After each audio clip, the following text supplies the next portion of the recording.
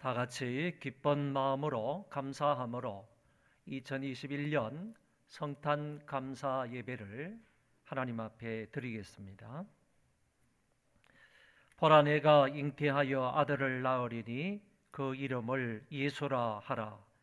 그가 큰 자가 되고 지극히 높으신 이의 아들이라 일컬어질 것이요 주 하나님께서 그 조상 다윗의 왕위를 그에게 주시리니 영원히 야곱의 집을 왕으로 다스릴 것이며 그 나라가 무궁하리라.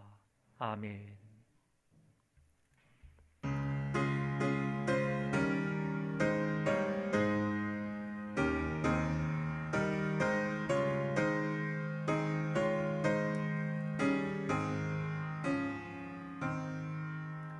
예수 우리 왕이여 이곳에 오셔서 우리가 함께 드리는 영광을 받아 주소서. 우리는 주님의 백성, 주님은 우리 왕이라. 왕이신 예수님 오셔서 좌정하사 다스리소서. 예수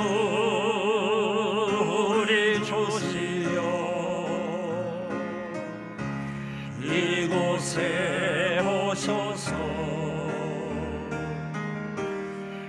우리가 주께 드리는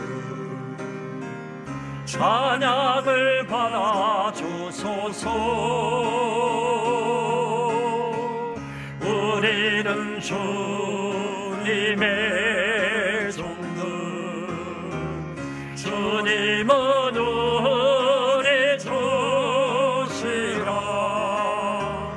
주 대신 예수님 오셔서 이 찬양을 받아주소서.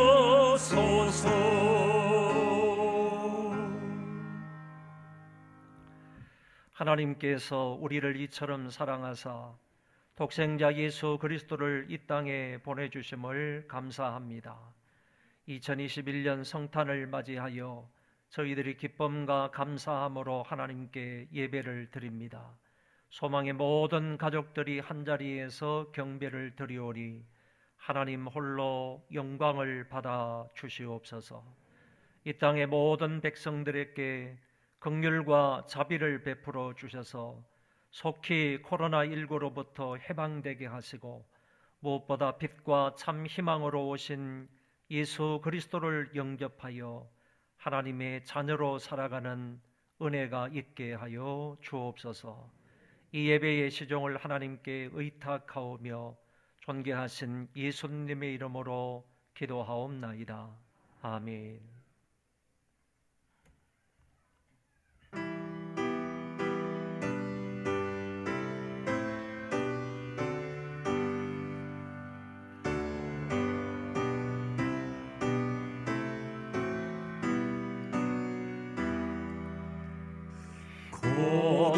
고도소서 임마누엘, 고도소서 이스라엘, 그 포로 생활 고달파 메시아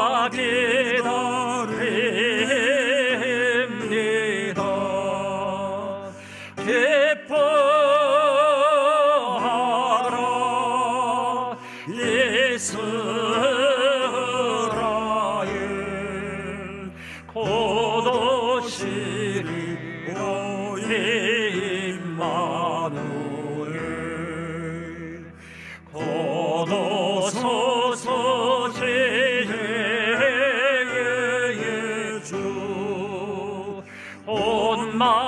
물질소 주시고 참 진리의 길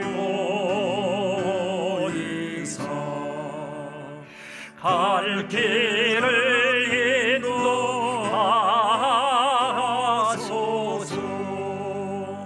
기뻐하라 이스라엘 곧 오시리로 임마누엘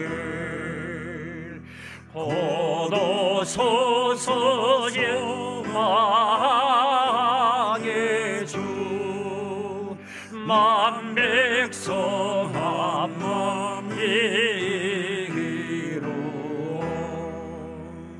시기와 분쟁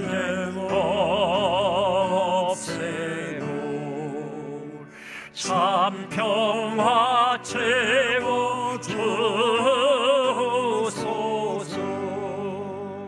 기뻐하라 이스라엘 곧 오시리로 임마누엘. 아멘.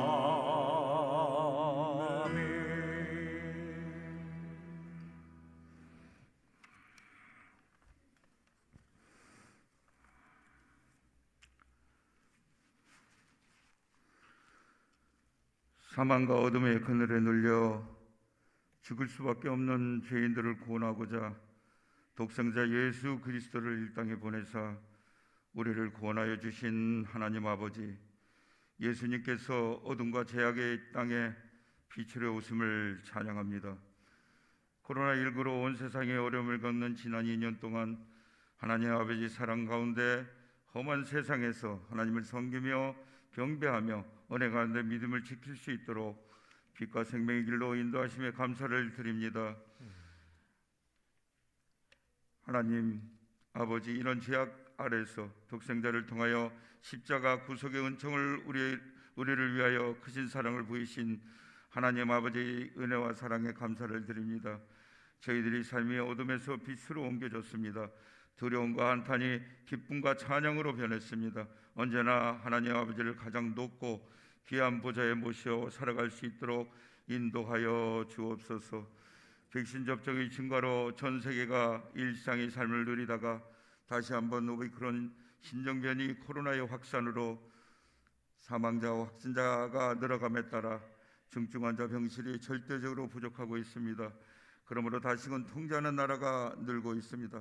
코로나로 인하여 중소기업과 자영업들의 폐업과 실업으로 고통받는 가운데 대선을 앞두고 국민들을 판단을 흐리는 거짓과 선동으로 인하여 국민들의 상실감이 더욱 늘어가고 있습니다. 이런 가운데서도 믿음의 용사들은 하나님 아버지 말씀 가운데 부강하고 세계 선교를 감당하는 위대한 대한민국을 이끌 수 있는 지도자를 세워 주옵소서. 겨울 추위 속에서도 나라의 안전을 위하여 고생하는 군 장병들과 건창관들, 특히 코로나와 사투하는 의료진들을 기억하시고 이들의 건강과 안전을 지켜 주옵소서. 아직도 이 땅에는 북한 동포와 더불어 복음으로 인하여 기쁨을 누리지 못하는 사람들이 많이 있사오니 우리 모두가 그 빛 속에서 생명의 길을 찾고 복음을 접하지 못한 사람들에게 생명의 길로 인도할 수 있도록 충만한 은혜를 주옵소서. 복음이 온 세상에 가득하기를 원합니다. 우리를 구원하고자 인간의 모습으로 오신 어린 양 예수님, 예수님을 모르는 사람들에게 복음을 통하여 이 귀한 날이 참된 의미를 깨닫는 은혜가 있게 하여 주옵소서. 세상의 모든 사람들이 예수님을 구주를 믿어 멸망치 않고 영생을 얻게 하여 주옵소서. 2021년도에도 다산다산했던 한 해를 마감하는 시점에 와 있습니다. 얼마 남지 않은 시간 잘 마무리할 수 있도록 도와주시옵고, 맞이하는 2021년에는 코로나19의 종식과 더불어 교회가 더욱 성장 발전하게 하시어 예배, 전도, 교육, 봉사, 구제의 사명을 잘 감당하는 우리 소망교회 될 수 있도록 환난과 어려움 가운데서 또 구름 기둥과 불 기둥으로 저희들을 인도하시는 하나님 아버지의 임재를 순간순간 경험하며 높은 뜻을 마음속에 새기며 은혜 가운데 하나님 나라가 임하여 현세에서 천국을 경험하며 살며 영광의 하나님 나라를 향하여 나아갈 수 있도록 모든 교회들이 청지기 정신으로 더욱 충성 봉사 헌신하는 2022년이 되게 하시고 믿음의 가정들을 위하여 좋은 일, 기쁜 일, 해평한 일들이 가득하게 하여 주옵소서. 기쁘고 좋은 날 성탄절을 맞아 하나님의 말씀을 증거해 주실 이정현 담임 목사님을 말씀을 전할 때 듣는 저희들이 아멘으로 화답하며 은혜 받는 복된 시간 되기를 원하오며 감사드리며 세상에 가장 낮고 낮은 말구 위에 우리 모두를 구원하려 오신 예수님 이름으로 기도합니다. 아멘. 아멘.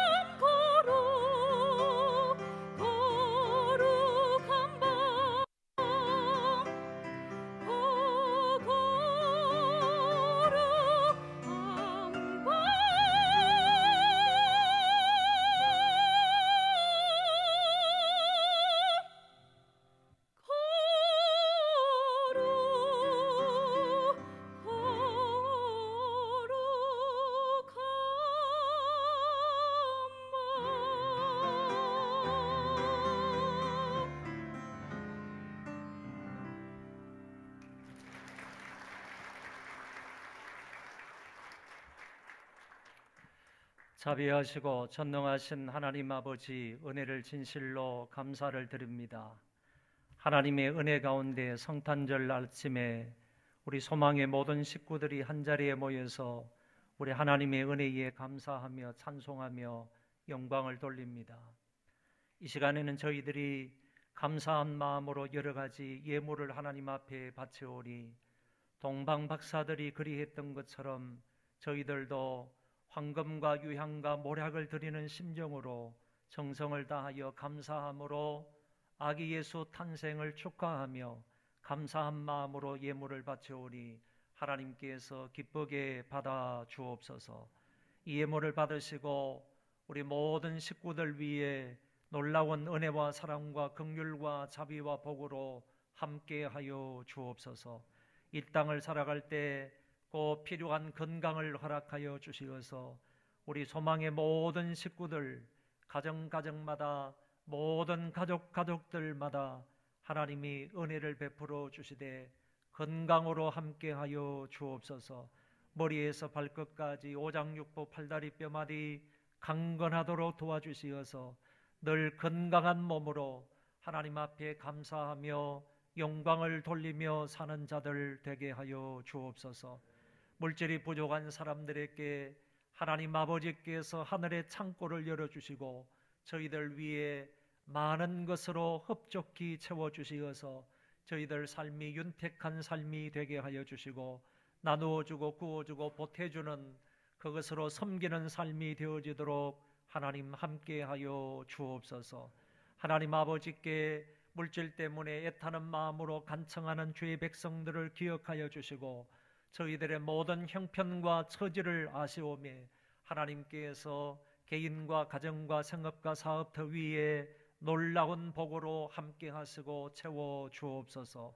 그것으로 인하여 더 하나님을 기뻐시게 하는 삶을 살아가도록 하나님께서 크게 역사하여 주시옵소서. 하나님 아버지, 좋은 인간관계를 갖기를 원합니다. 얽혀있는 관계가 있다면 하나님께서 풀어주시고 해결하여 주시어서 모쪼록 좋은 인간관계 속에서 살아가는 하나님의 권속들이 다 되도록 함께하여 주옵소서. 우리 자녀들에게 지혜와 명철과 은혜와 긍휼과 자비와 사랑을 베풀어 주시기 원합니다. 우리 자녀들이 항상 지혜로운 자녀들 되게 하여 주시어서 예수 그리스도를 잘 섬기는 자녀들 되게 하시고 더 나아가서 하나님께 기쁨과 감사함으로 늘 영광을 돌릴 수 있는 귀한 자녀들 되게 하여 주옵소서. 자녀들의 앞길도 하나님의 손에 의탁합니다. 존귀하신 아버지 하나님께서 저희들의 선한 목자가 되어 주시어서 늘 푸른 초장과 맑은 시냇물가로 인도하여 주시고 악의 세력이 틈타지 못하도록 주의 지팡이와 막대기로 안보하여 주옵소서. 복된 삶이 되게 하여 주시고 하나님을 기뻐시게 해드리는 삶이 되게 하여 주시고 창일하게 하나님의 영광을 드러내는 삶이 되도록 은총을 베풀어 주옵소서. 하나님 아버지, 이제 대학에 들어가는 우리 신입생들도 있고 또 상급학교에 진학하는 우리 학생들도 있습니다. 이 자녀들 하나님 내년에는 잘 적응할 수 있도록 도와주시고 그 가운데서 하나님이 지혜와 명철이 뛰어나도록 만들어 주시어서 많은 사람들에게 하나님의 은혜와 지혜를 자랑할 수 있는 복된 자녀들 되게 하여 주옵소서. 하나님 아버지, 부모님들에게 건강 주시기 원합니다. 믿음 잃지 않도록 끝까지 인내하는 마음이 되게 하여 주옵소서. 저 천국을 소망할 수 있도록 도와주시고 이 땅에서 바르게 끝까지 믿음의 본을 보이며 살아갈 수 있는 모든 부모님들 되게 하여 주옵소서. 하나님 아버지, 성탄절을 맞이하여 이 땅의 그늘진 곳에서 어렵고 고통스러워하며 괴로워하며 힘들어하는 우리 모든 백성들 위해 빛으로 찾아오시고 풍성한 복으로 찾아오신 우리 참 평화가 되시는 예수 그리스도께서 저희들에게 찾아가 주시고 저희들을 만나 주시고 저희들에게 은혜와 복을 더하여 주시어서 그 가운데서 벌떡 일어나서 참된 소망을 가지고 살아갈 수 있는 은혜가 저들에게 있게 하여 주옵소서. 하나님 아버지, 이 물질이 닿는 곳에 하나님의 영광이 드러나게 하여 주시고 많은 사람들에게 유익이 되는 복된 예물이 되게 하여 주옵소서. 예수님 이름으로 기도하옵나이다. 아멘. 마이크 좀 조정해 주세요. 하나님 말씀을 보겠습니다. 마태복음 2장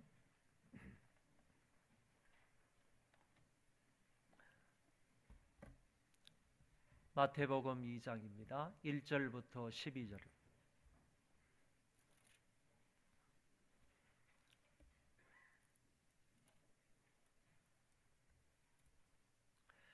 헤롯 왕 때에 예수께서 유대 베들레헴에서 나심에 동방으로부터 박사들이 예루살렘에 이르러 말하되 유대인의 왕으로 나시니가 어디 계시냐? 우리가 동방에서 그의 별을 보고 그에게 경배하러 왔노라 하니 헤롯 왕과 온 예루살렘이 듣고 소동한지라. 왕이 모든 대제사장과 백성의 서기관들을 모아 그리스도가 어디서 나겠느냐 물으니 이르되 유대 베들레헴이오니 이는 선지자로 이렇게 기록된 바 또 유대 땅 베들레헴아 너는 유대 고을 중에서 가장 작지 아니하도다. 내게서 한 다스리는 자가 나와서 내 백성 이스라엘의 목자가 되리라 하였음이니이다. 이에 헤롯이 가만히 박사들을 불러 별이 나타난 때를 자세히 묻고 베들레헴으로 보내며 이르되 가서 아기에 대하여 자세히 알아보고 찾거든 내게 고하여 나도 가서 그에게 경배하게 하라. 박사들이 왕의 말을 듣고 갈새 동방에서 보던 그 별이 문득 앞서 인도하여 가다가 아기 있는 곳 위에 머물러 있는지라. 그들이 별을 보고 매우 크게 기뻐하더라. 집에 들어가 아기가 그의 어머니 마리아와 함께 있는 것을 보고 엎드려 아기께 경배하고 보배합을 열어 황금과 유향과 모략을 예물로 드리니라. 그들은 꿈에 헤롯에게로 돌아가지 말라 지시하심을 받아 다른 길로 고국에 돌아가니라. 아멘.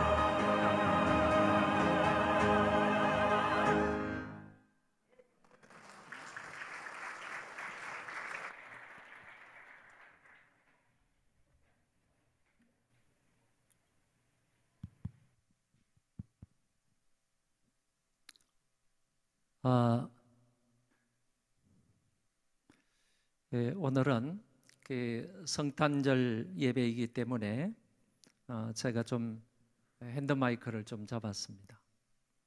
여러분들에게 그 PPT를 좀 보여드리면서 하나님 말씀을 설교를 하려고 합니다. 오늘 마태복음 2장 1절부터 12절 말씀을 근거로 해서 동방박사의 경배가 주는 메시지, 이런 제목으로 말씀을 드리고자 합니다. 여러분, 이게 세계 지도인데 이 중동을 중심으로 한 세계 지도를 이렇게 그냥 그려 놓았습니다. 보시면 이쪽이 지중해입니다. 지중해고, 그 다음에 이쪽이 지금 이집트입니다. 애굽인데, 이집트 쪽에서 지금 글이 있는 곳 위쪽으로 보면 이렇게 막 이렇게 여러 가지 이제 줄기가 나와 있잖아요. 이걸 이제 보면 역삼각형처럼 이렇게 돼 있죠. 줄기가 나와 있는 여기 역삼각형처럼 돼 있는데, 이것을 가리켜서 나일강의 삼각주다 이렇게 부릅니다. 델타라 이렇게 말하죠. 그 이집트 쪽에서 쭉 밑으로 이렇게 쭉 선이 그어져 있는 것이 바로 나일강입니다.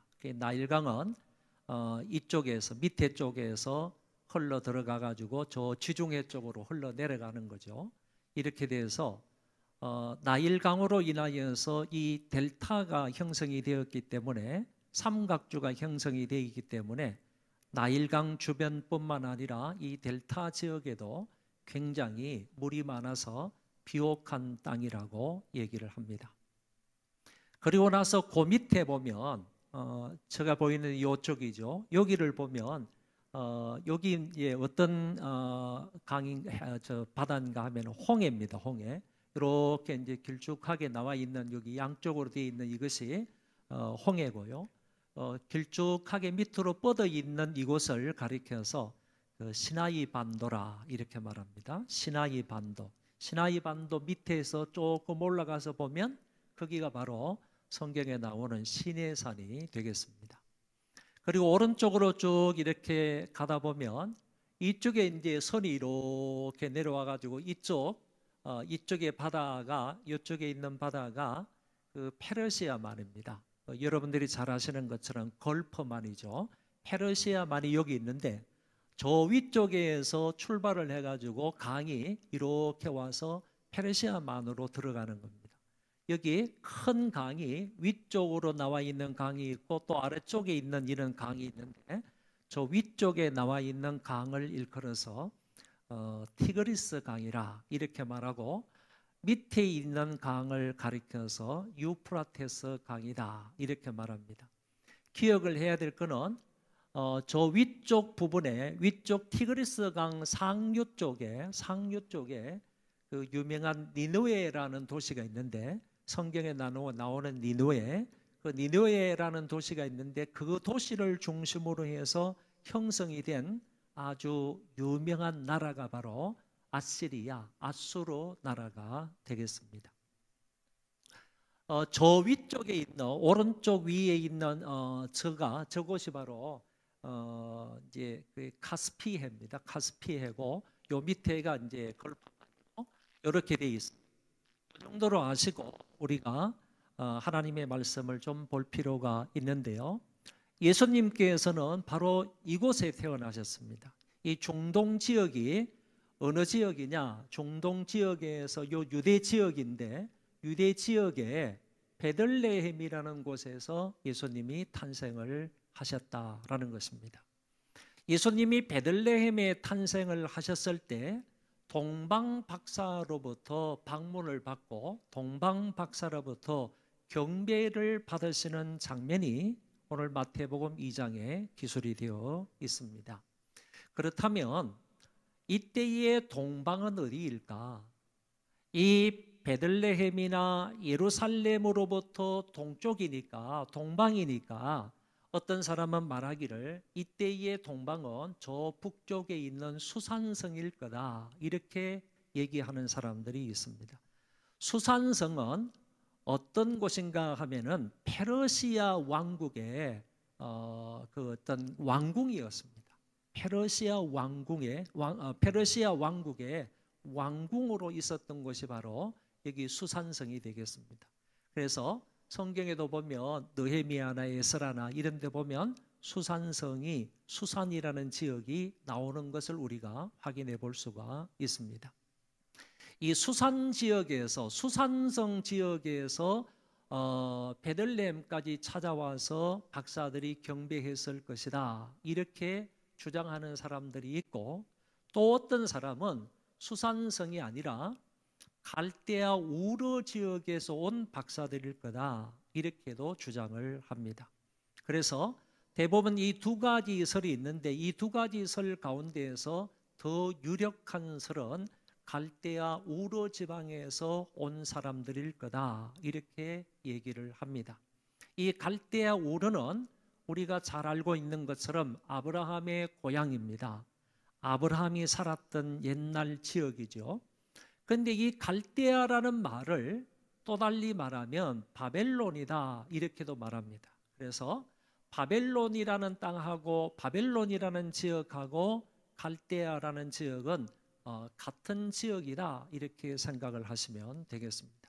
그래서 오늘 이 시간에는 수산성에서 박사들이 예루살렘에 찾아온 것이 아니고 여기 갈대아 우르 지방에서 이 바벨론 지역에서 찾아와서 아기 예수님께 경배를 했다 이렇게 가정을 하고 여기에서부터 출발을 하도록 하겠습니다.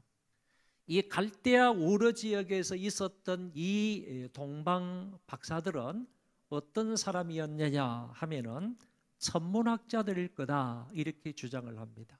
이제 별이라든지 해라든지 달이라든지 하늘에 떠 있는 이런 것들을 연구하는 사람들일 거다 이렇게 주장을 합니다.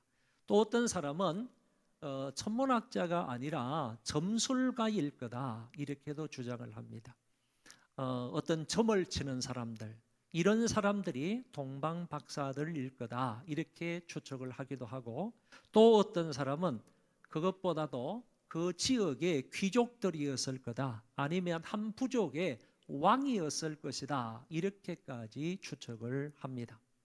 그런데 최근의 연구에 의하면 어떤 사람은 이 세 가지가 전부 다 합하여진 그런 사람이다 이렇게 주장을 하기도 합니다. 다시 말해서 이 사람은 한 지역의 왕이나 귀족으로서 그 사람이 하늘의 별을 연구하는 사람이고 그 별을 통하여서 점을 치는 사람이다 이렇게 주장을 한다는 것입니다.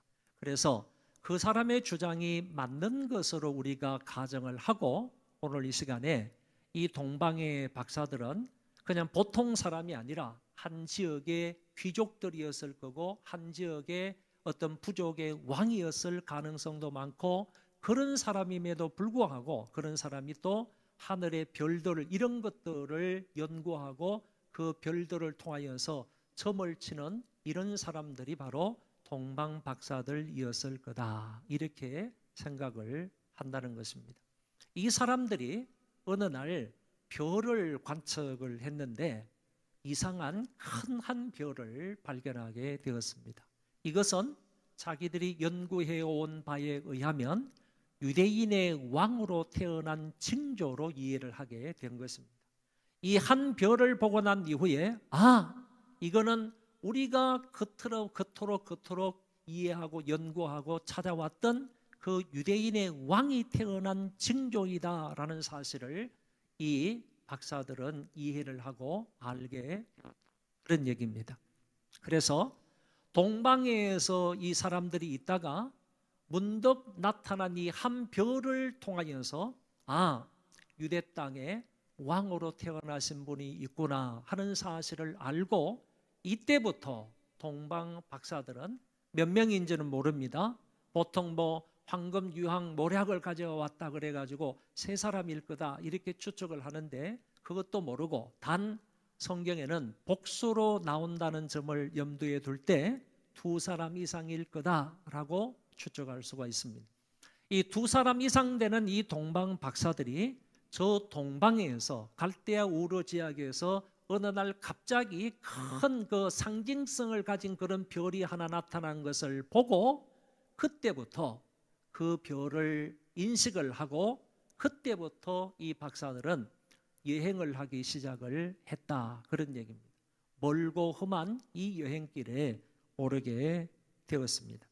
동방 박사들이 어디를 통해서 갈대아 우르 지역에서 바벨론 지역에서 유대 땅으로 오는가 하면은 저 위쪽이 하란입니다. 다시 말해서 아브라함의 고향이 갈대아 우르라고 그랬지 않습니까? 갈대아 우르 지방에 살았던 그 아브라함이 이런 루트를 타라가지고 가나안 땅에 오는 것처럼 동방 박사들도 동일한 길을 따라서 유대 땅으로 오게 된다, 그런 얘기입니다. 이 갈대아 우르 지역에서 박사들은 두 강 사이를 지나가는 겁니다. 위쪽에 티그리스라고 그랬고 밑에는 유프라테스라고 그랬습니다. 이 두 강 사이를 지나가서 과거에 아브라함이 머물렀던 하란 지역까지 올라가서 하란 지역에서 서남쪽으로 항해를, 서남쪽으로 내려와 가지고 결국 하란에서 쭉 가다가 내려와 가지고 유대 땅으로 들어오게 된다, 그런 얘기입니다. 자, 어느 정도 세월이 걸렸느냐, 이 예루살렘 지역까지 오는데 어느 정도 기간이 걸렸느냐 하면은 보통 4개월 내지 6개월 정도 걸렸을 것이다, 이렇게 생각합니다.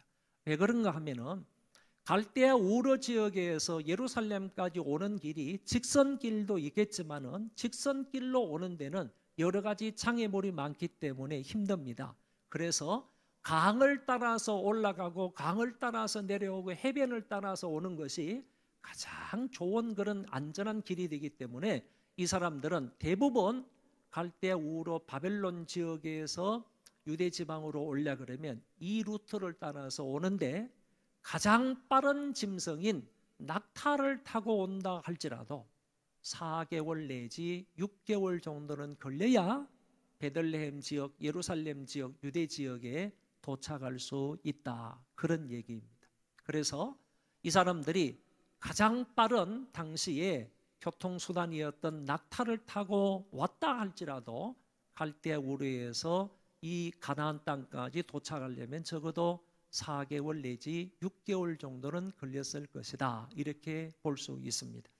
그 먼 거리를 이렇게 오랜 시간에 걸쳐서 이 동방 박사들은 도착을 했는데 어디에 도착을 했느냐 하면은 베들레헴으로 곧장 가지 아니하고 예수님이 탄생하신 곳은 예루살렘이 아니라 베들레헴이기 때문에 베들레헴으로 곧장 간 것이 아니라 예루살렘 왕궁으로 갔다, 그런 얘기입니다.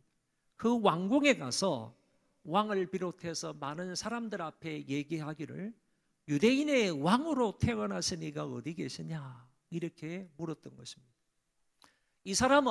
이 사람들은 동방 박사들은 유대인의 왕으로 태어났다 하는 사실을 과거 분명히 동방에서 별 하나를 보았기 때문에 당당하게 자신 있게 이렇게 말하는 겁니다.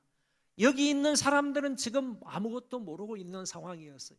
전혀 모르고 있는 상황이었지만은 이 동방 박사들은 과거에 몇 개월 전에 자기가 살았던 그 동방에서 분명히 유대인의 왕으로 태어난 징조로서의 한 별을 보았기 때문에 그 별을 본 이 사람들은 예루살렘 왕궁에 들려서 그 왕이나 사람들에게 말하기를 유대인의 왕으로 태어난 자가 어디 계시냐라고 물을 수 있게 되었다, 그런 얘기입니다. 유대인의 왕으로 태어나신 이가 어디 계시냐라고 물었을 때 이 얘기를 들었던 예루살렘 사람들이 크게 소동을 일으켰습니다. 이 소동을 일으켰다 하는 말은 혼란스럽게 되었다, 불안하게 되었다, 그런 말입니다. 아니, 유대인의 왕으로 태어나신 이가 어디 계시냐라는 동방 박사들의 이 말을 듣고 왜 예루살렘 주민들이 소동을 일으켰다는 말입니까? 그 이유는요, 지금 있는 헤롯 왕이라는 사람은 정통적인 다윗 계열의 왕이 아닙니다. 에돔 계열의 왕이지 다윗 계열의 왕이 아닙니다. 에돔 족속 중에서 태어난 왕이 바로 지금 있는 이 세상, 이 여기를 다스리는 유대 왕이란 말이에요. 헤롯 왕이란 말이에요. 그런데 그 왕이 지금 있는 거예요. 그 왕이 지금 존재하는 거예요. 그 왕이 지금 통치를 하는 거예요. 예루살렘에 있으면서 이 유다를 통치를 하고 있는 입장입니다. 그런데 또 다른 어떤 사람이 와서 유대인의 왕으로 태어났으니까 어디 계시냐 이렇게 물으니까 저 왕 말고 또 다른 왕이 태어났다는 말이야? 그러면 어떻게 되는 거지? 새롭게 태어난 사람이 다윗왕 계열에서 왕이 태어난 건가? 그렇다면 분명히 에돔 계열에 있던 이 헤롯 왕은 물러나야 될 것인데, 이런저런 생각에서 헤롯 왕이 분명히 우리 주민들을, 우리 백성들을 더 가혹하게 정치를 할 것이다, 이런 생각을 가졌기 때문에 이런저런 생각하에서 예루살렘 주민들이 소동을 일으키게 되고 불안에 두려워서 떨게 되었다라고 말할 수가 있습니다. 이때 왕은 종교 지도자들을 불러 모았습니다. 왕 자신은 유대인의 왕이 태어난다면 어디 태어나는지를 몰랐기 때문에 왕 자신은 모르고 있는 사항을 종교 지도자들은 알고 있을 거다. 그래서 종교 지도자들, 특별히 대제사장과 서기관들을 불러 모아서 유대인의 왕으로 태어나면 어디에서 태어날 것이냐라는 것을 물었더니만은 그 사람들은 뻔히 알고 있는 사항이거든요. 유대인의 왕이 태어나면 어디에 태어날 것이다. 그리고 하나님의 아들 메시아가 이 세상에 태어나게 되면 그 메시아가 어디에서 태어나게 될 거다, 탄생하게 될 거다 하는 사실을 종교 지도자들은 빤히 알고 있었던 것입니다. 그래서 그 사람들은 왕의 질문에 이렇게 대답을 하는 겁니다. 메시아가 태어나면, 하나님의 아들이 태어나게 되면 그분은 베들레헴에 태어나게 될 것입니다. 그리고 그분은 우리 이스라엘 백성들의 목자가 될 것이고 이스라엘 백성들을 다스리는 자가 될 것입니다. 이 부분을 성경, 구약 성경 미가서 5장 2절의 말씀을 근거로 해서 왕에게 대답을 한 거예요. 베들레헴에 태어나게 될 것이고 베들레헴에서 태어나시는 그분은 이스라엘을 다스리는 한 목자가 될 것입니다. 여러분, 다스린다는 말은 왕이 될 것이다 하는 의미가 있어요. 다스리는 자는 왕이다, 그런 의미가 있거든요. 여기에서 종교 지도자들은 그 왕에게, 헤롯 왕에게 분명히 대답하기를 베들레헴에서 태어나시는데 베들레헴에서 태어나시는 그분은 우리 이스라엘을 다스리시는 한 목자가 될 겁니다. 한 왕이 될 것입니다 하는 사실을 종교 지도자들은 말했던 것입니다. 여러분, 이랬을 때 박사들에게 왕이 이렇게 말합니다. 그러면 당신들이 가가지고 베들레헴에 가서 그 왕을 찾게 된다면, 만나게 된다면 빨리 와서 나에게 알려주십시오. 그러면 나도 가서 그 왕에게 경배를 하겠습니다. 이렇게 말하는 모습을 볼 수 있는데, 이때의 헤롯 왕의 말은 거짓이라는 것을 우리가 너무나 잘 알고 있습니다. 진짜로 그 왕이 태어난 곳을 알게 되었을 때 자기가 찾아가서 경배하겠다는 그런 의도가 아니라 그 왕을 내가 찾아가서 그 왕을 없애버리고 죽여버리고 내 왕위를 계속해서 유지해 나가겠다는 그런 속셈으로 이 사람에게 말을 했다는 것을 뒤에 성경을 가서 읽어보면 우리는 확실하게 알 수 있는 겁니다. 아무튼 여기에 왕은 그 박사들에게 어디에서 그 왕이 태어나는지를 알면 나에게 와서 그 사실을 알려달라 하는 부탁을 받게 된 것입니다. 그렇게 부탁을 받은 이 박사들은 이제 예루살렘 왕궁에서 나온 겁니다. 베들레헴에서 왕이 태어났다고 하니까 그곳을 나와가지고 베들레헴을 향해서 가려고 하는데, 그때 동방에서 보았던 그 별이 문득 나타나서 앞서 인도하여 갔다, 이렇게 성경은 되어 있습니다. 여러분, 성경을 면밀하게 잘 살펴보면 여기에서 동방에서 보고, 이 말이 아니라 정확하게는 동방에서 보았던 그 별이라는 거예요. 과거에 다 이루어진 사실을 말하고 있는 거예요.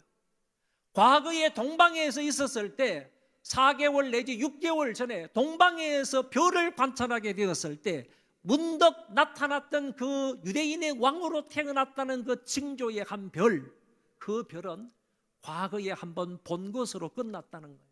과거에 한번 본 것으로 지나갔다는 거예요. 그것을 보았던, 과거에 보았던 그 별을 예루살렘 왕궁에서 베들레헴을 향하여서 가려고 나왔을 때, 그때 과거에 동방에서 보았던 그 별이 문득 나타나서 앞서 인도하여 갔고, 그 별을 따라서 베들레헴까지 박사들이 인도를 받아서 가서 예수께 경배를 하게 되었다, 그런 얘기입니다. 이 사실을 볼 때에 이 동방 박사들은 갈대아 우르에서 예루살렘까지 오는데 절대로 별 따라오지 않았다 하는 사실을 알 수가 있는 것입니다. 별 따라오지 않았습니다. 한 번 별을 보고 난 이후에 그 별은 사라졌고, 그리고 그 별을 보았을 때 동방에서 박사들은 예배 여행을 한 겁니다. 아기께 경배하기 위해서 멀고 먼 이 거리를 여행을 했던 것입니다. 예루살렘까지 와가지고 만약에 별의 인도를 받았다면 예루살렘에 머물 필요가 없잖아요. 예루살렘에 들어갈 필요가 없잖아요. 왕궁에 들어가서 물을 필요가 없잖아요. 별의 인도를 받아서 베들레헴까지 가면 되는 것이고, 그리고 여기에서 별이 나타났을 때 별 따라 왔다면 이 박사들이 기뻐할 이유가 없을 거 아니겠습니까?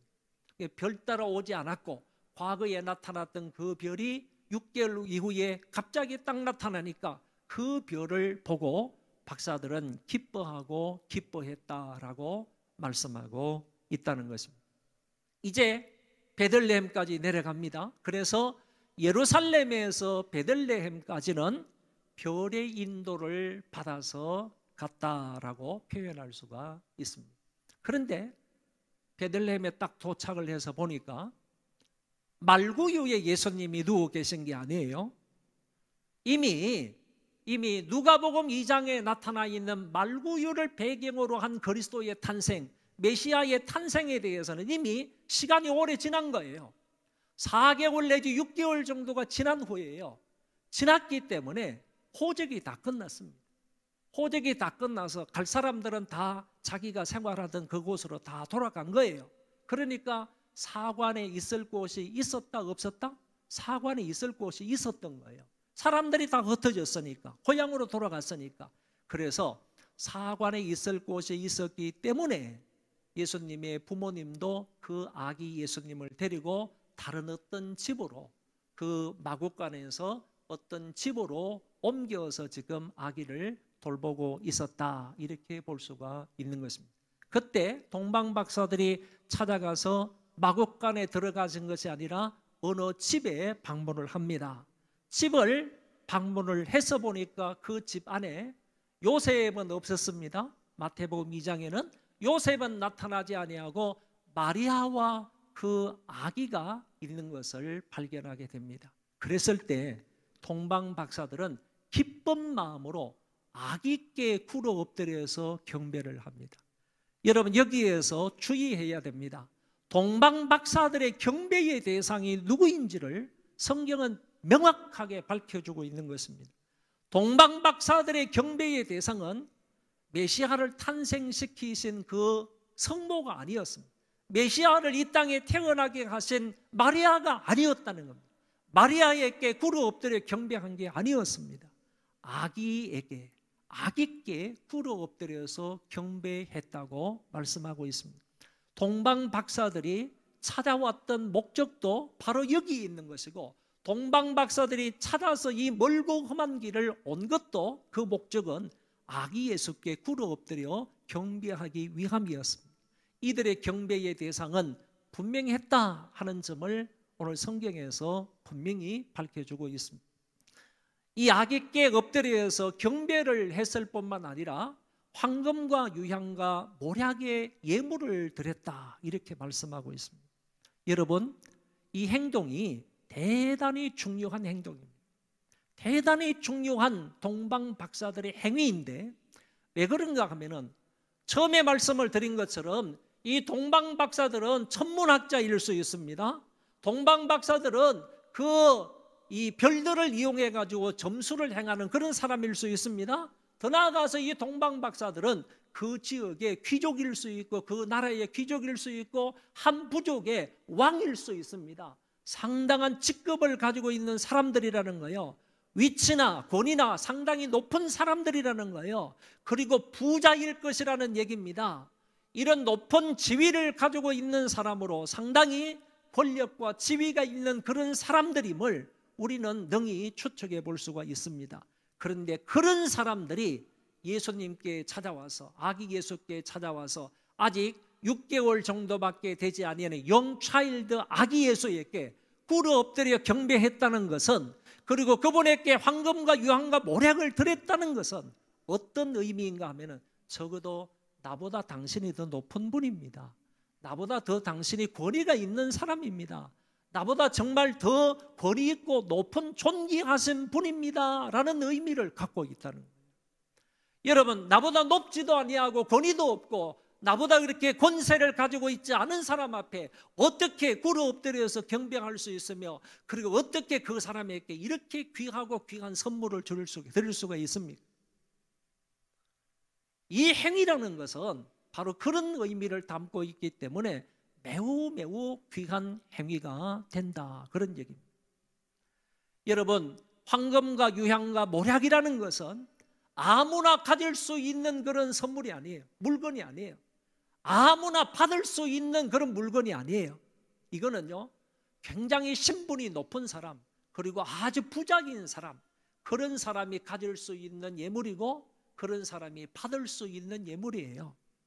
그러니까 쉽게 평범하고 보통 사람들은 이런 물건을 가질 수가 없을 뿐만 아니라 이런 물건을 받을 수도 없어요. 여러분, 성경을 보면 시바 여왕이라는 사람이 자기 나라에 있는 모든 보물들을 다 끌어모았습니다. 그래서 그 모든 보물들을 마차에 싣고 어디를 갔느냐 하면은 예루살렘으로 가서 예루살렘에 있는 솔로몬 왕에게 다 갖다 바치면서 솔로몬 왕으로부터 지혜를 배우고자 했습니다. 그래서 진짜로 서바 여왕이 자기 나라에 있는 모든 보물들을 다 긁어 모아서 마차에 싣고 솔로몬 왕에게 갖다 바치고 솔로몬 왕으로부터 지혜를 배워서 다시 돌아오는 모습을 성경은 밝혀주고 있습니다. 그 예멘이라는 지역이 있는데, 여러분 여기 보시면 요 밑에 그 아까 시나이 반도 얘기했잖아요. 시나이 반도 왼쪽 밑에, 왼쪽 지금 이제 모략이라고 적혀 있는 저 부분이 지금의 예멘 지역이에요. 그 예멘 지역의 여왕인 사람이 바로 시바 여왕이었다, 이렇게 얘기를 해요. 시바 여왕이 여기에서 예물을 잔뜩 싣고요, 저 위쪽으로 올라가서 저 위쪽 예루살렘까지 솔로몬의 지혜를 배우기 위해서 찾아갔다니까요. 이거는 내 얘기가 아니잖아요. 우리 얘기가 아니고 꾸며낸 얘기가 아니라 성경에 있는 얘기잖아요.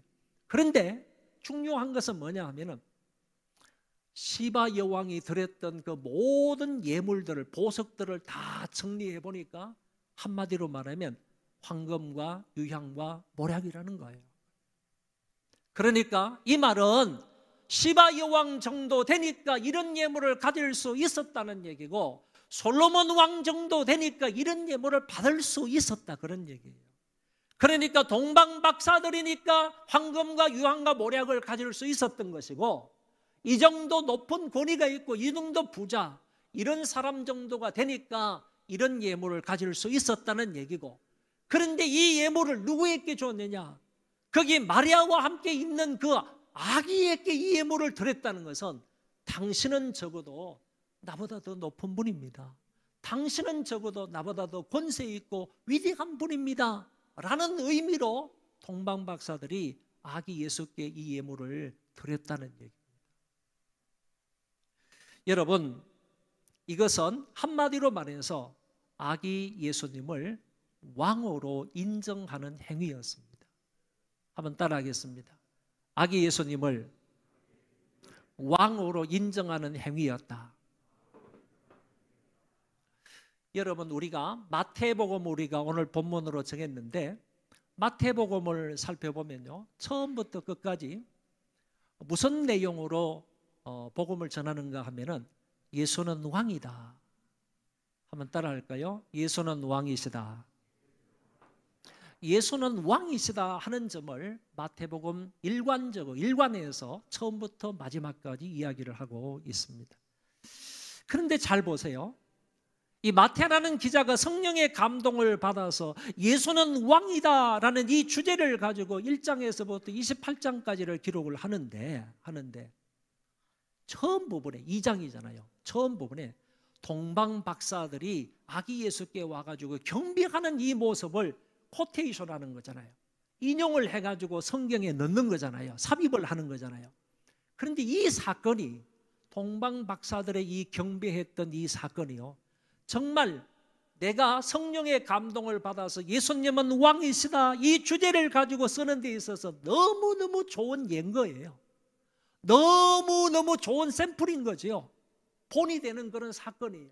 그거를 자기가 인용을 해가지고 여기다가 마태복음 2장 1절부터 12절에 갖다가 삽입을 하는 거예요. 기록을 하는 거라는 거예요. 왜? 전체적인 입장에서 예수님은 왕이다 하는 부분을 쓰는데 예수님의 왕된 모습을 동방박사들이 너무너무 잘 보여주고 있거든요. 동방박사들의 이 행위는 단적으로 말하면 예수님은 왕이다 이 사실을 행위로 인정한 거란 말이에요. 그것을 끌어와가지고 마태가 복음서에 기술하고 있는 것을 엿볼 수 있습니다. 여러분 좀 더 설명을 하면 이렇습니다. 마태복음은 예수님은 왕이시다 하는 모습을 기록합니다. 마가복음은 예수님은 종이다 하는 모습을 기록해요. 누가복음은 예수님은 인자이다, 사람의 아들이다 하는 모습을 기록하고 요한복음은 예수님은 신자이다, 하나님의 아들이다 이런 모습을 기록을 해요. 그러면 둘로 이렇게 묶어보세요. 예수님은 왕이면서 종이시다, 예수님은 인간이면서 신이다 그런 얘기잖아요. 네 가지를 한꺼번에 묶어보세요. 신이신 주님께서 인간의 몸을 입고 이 땅에 오셨는데 그분은 바로 이 세상에서 만유를 다스리는 통치자 왕이시지만은 그러나 섬기는 종의 삶을 사셨다. 이게 바로 사복음서를 요약하는 거예요.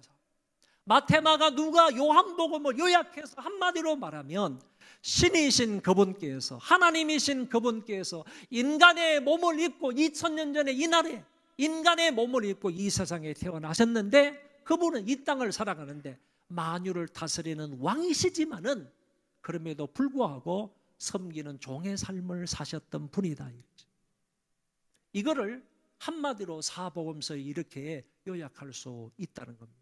그 중에 오늘 특별히 여기 있는 마태복음, 예수는 왕이다 하는 이런 부분을 이 동방 박사들이 입증하고 있는 이런 부분을 우리에게 보여주고 있는 것입니다.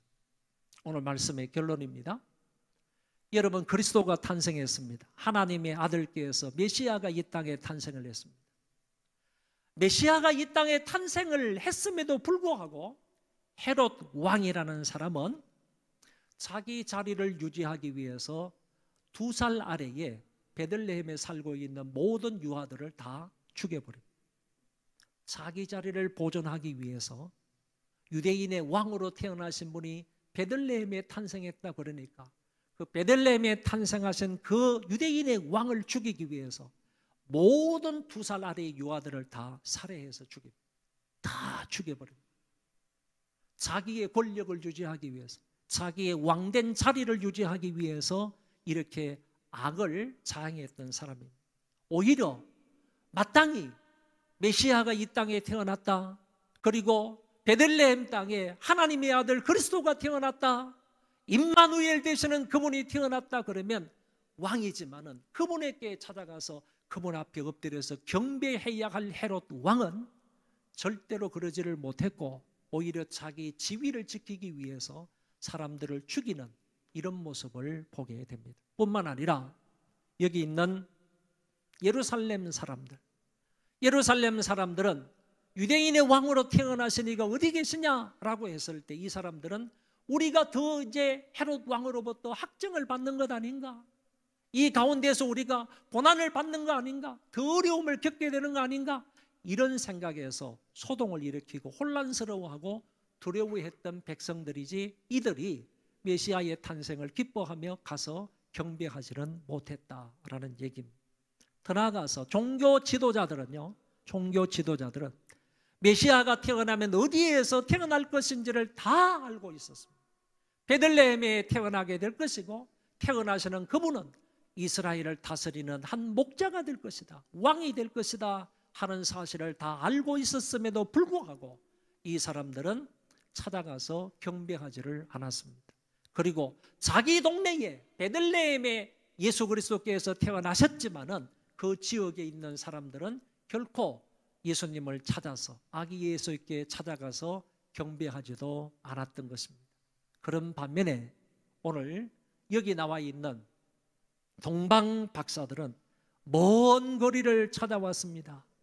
한 번 예배를 드리기 위해서, 한 번 그분께 찾아가서 예물을 드리기 위해서, 이 한 번의 예배를 위해서요, 이렇게 멀고 먼 험한 길을 찾아왔다는 겁니다.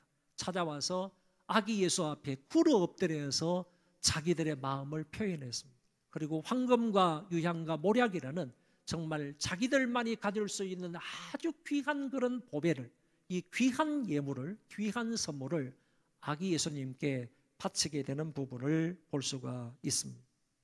오늘 우리도 이 아기 예수님에게 이렇게 경배했던 이 동방 박사의 경배를 본받을 수 있기를 바랍니다.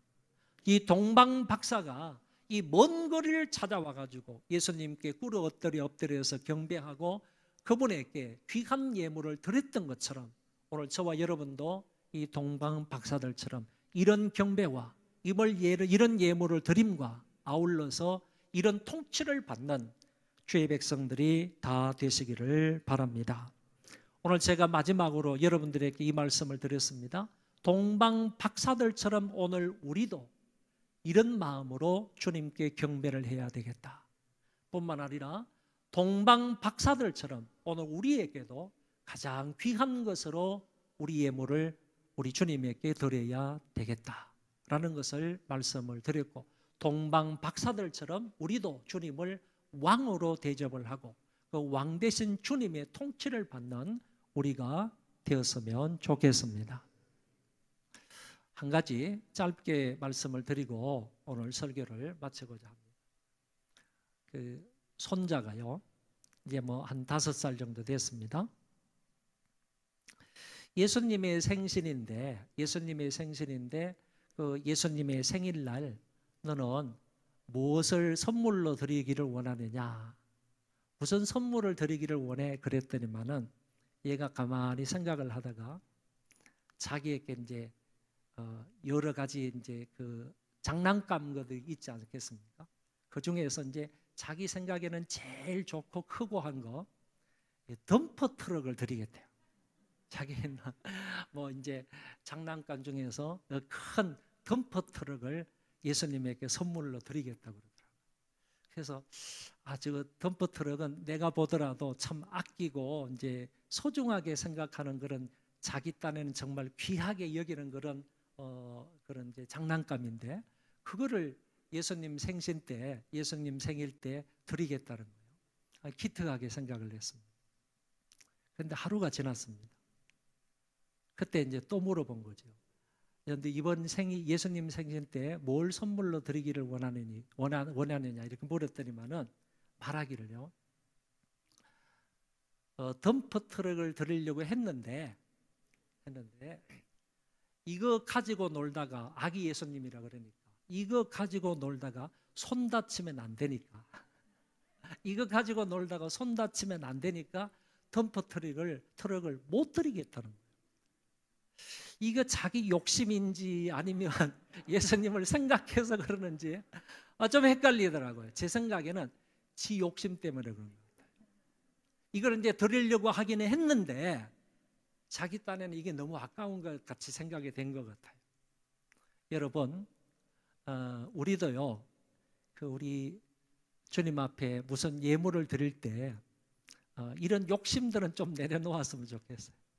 욕심도 좀 내려놓고 정말 동방 박사들이 힘껏 예물을 드리면서 당신은 왕이십니다, 당신은 유대인의 왕이십니다 라는 것을 행위로 보여준 것처럼 오늘 저와 여러분도 그런 마음으로 하나님 앞에 헌금을 드리고 예물을 드렸으면 좋겠습니다. 다 같이 우리 기도하겠습니다. 오늘 말씀을 들었습니다. 여러분 결단의 기도를 함께 했으면 좋겠습니다. 오늘 우리는 동방 박사들처럼 예수님께 경배를 드리고 동방 박사들처럼 귀한 것으로 예물을 드리고 그리고 동방 박사들처럼 우리 주님을 왕으로 섬기면서 왕 되신 주님의 통치를 받으며 인도를 받으며 살아가는 우리가 되게 해달라고 함께 각자의 목소리로 통성으로 기도하겠습니다. 자비하신 하나님 아버지 은혜를 감사합니다. 우리 하나님 아버지께서 오늘 이 한 시간에 은혜를 베풀어 주시고 함께 해주신 것 감사를 드립니다. 오늘 말씀을 들었습니다. 이 말씀을 마음에 잘 새길 수 있게 하여 주시고 이 말씀대로 살아가는 우리가 되게 하여 주옵소서. 동방 박사들처럼 우리도 살아계신 우리 주님 앞에 이런 경배를 드릴 수 있도록 도와주시고 또 뿐만 아니라 이 귀한 예물을 아버지 앞에 드리며 또 왕으로 섬기며 왕으로서 우리 주님의 통치를 받으며 살아갈 수 있는 우리가 되도록 은혜를 베풀어 주시옵소서. 오늘 함께 예배를 드리는 모든 식구들 위에 놀라운 은혜와 사랑으로 함께하여 주시옵소서. 도우시고 역사하여 주시옵소서.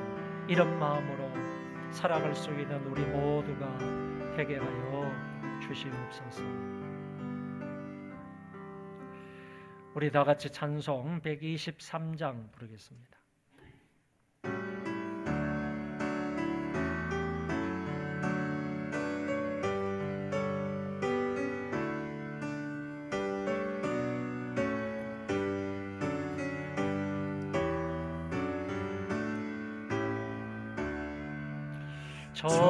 저들 밖에 한밤중에 양털에 자던 목자들 천사들이 전하여 주 전하신 소식 들었네.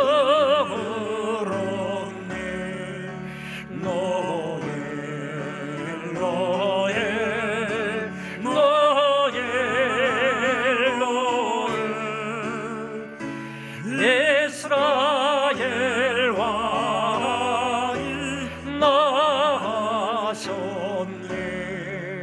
저 동방에 열하다가 이 산한 빛을 주어 이 땅 위에 큰 영광이 나타날 심령이었네.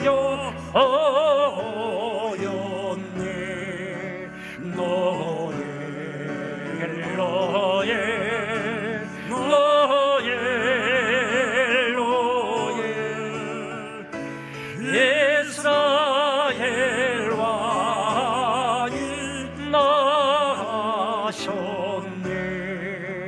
그 한 별이 베들레헴 향하여 바로 가더니 아니 예수 무엇인지 그 외에 오자 엄청네.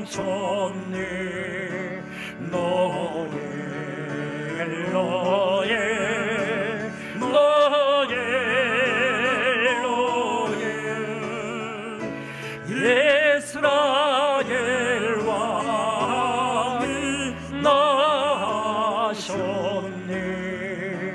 저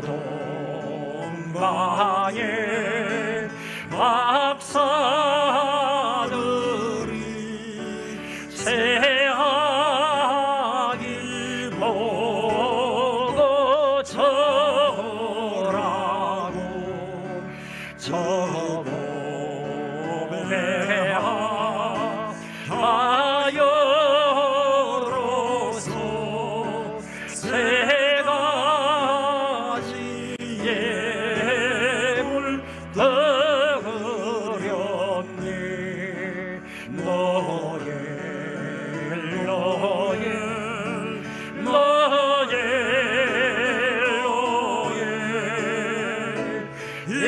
이스라엘 왕이 나셨네.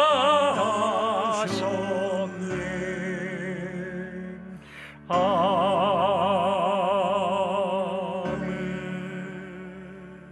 축도하겠습니다. 하나님께는 영광이요 땅에서는 기뻐하심을 입은 사람들 중에 진정한 평화가 되시는 예수 그리스도의 은혜와 우리를 사랑하사 이 땅에 아들을 기꺼이 보내주신 아버지 하나님의 사랑하심과 성령님의 위로 교통 역사 충만하심이 오늘 함께 예배를 드린 모든 소망의 식구들과 이 땅을 살아가는 모든 그리스도인들과 그늘진 곳에서 어렵고 힘들게 살아가는 모든 이들과 대한민국의 안보를 지키는 모든 군인들과 치안을 담당하는 경찰들과 공무를 담당하는 모든 공무원들 머리머리 위에 이제로부터 영원토록 함께 있을지어다. 아멘.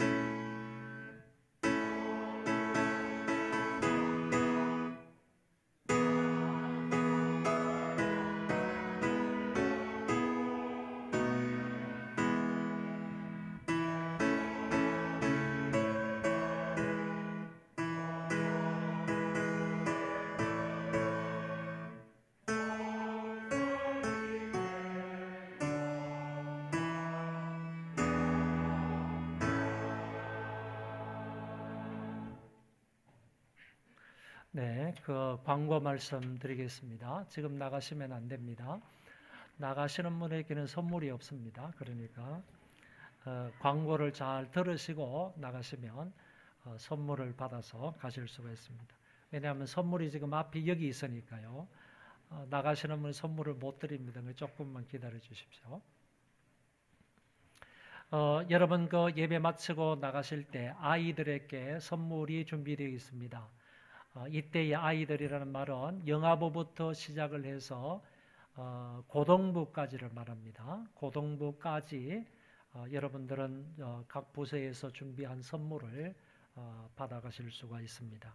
그리고 어른들은요, 여기에 이제 올해는 좀 특별한 떡을 이렇게 구입을 했습니다.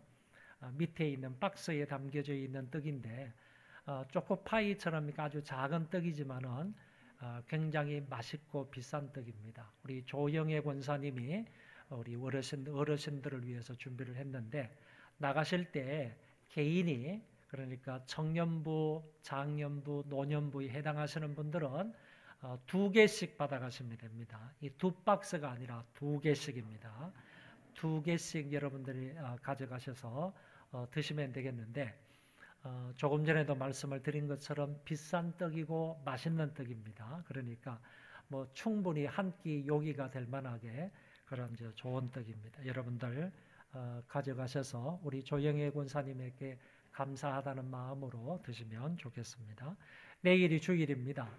토요일 날 이렇게 한번 모여서 예배를 드리면 또 주일은 또 한참 멀었다, 이제 남았다 이렇게 생각하시는 분이 있는데 바로 또 내일이 주일이니까 주일 예배에 다 나오셔서 함께 예배를 드리시면 좋겠습니다.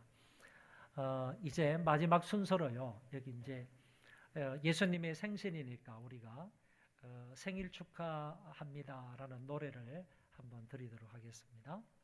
오늘 여기 나오셔서 사실은 이 케이크를 커팅할 사람들을 다 정해 놓았는데 이 케이크 커팅은 뭐 우리가 주인이 아니니까 우리가 또 주인공 아니니까 이걸 우리가 뭐 커팅을 할 필요는 없겠다 이런 생각에서 그냥 생략을 하고 예수님이 이제 여기 계시다라고 생각을 하시면서 여러분은 생신 축하합니다라는 것을 한번 부르도록 그렇게 하겠습니다. 생신 축하합니다. 축하합니다. 사랑하는 예수님 생신 축하합니다.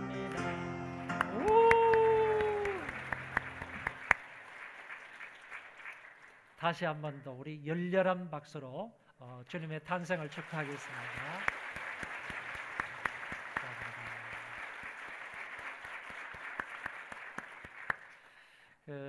여러분 이제 가실 때요, 빨리 정리하시고요. 정리하시고 가실 때 밑에서 1층에 마련되어 있는 것 같습니다. 가실 때 그 선물 하나 받아가시고 그러시면 좋겠고요. 여러분들 그 옆에 계신 분들하고 좋은 덕담으로 성탄을 축하하시면 좋겠습니다. 감사합니다. 내일 뵙겠습니다.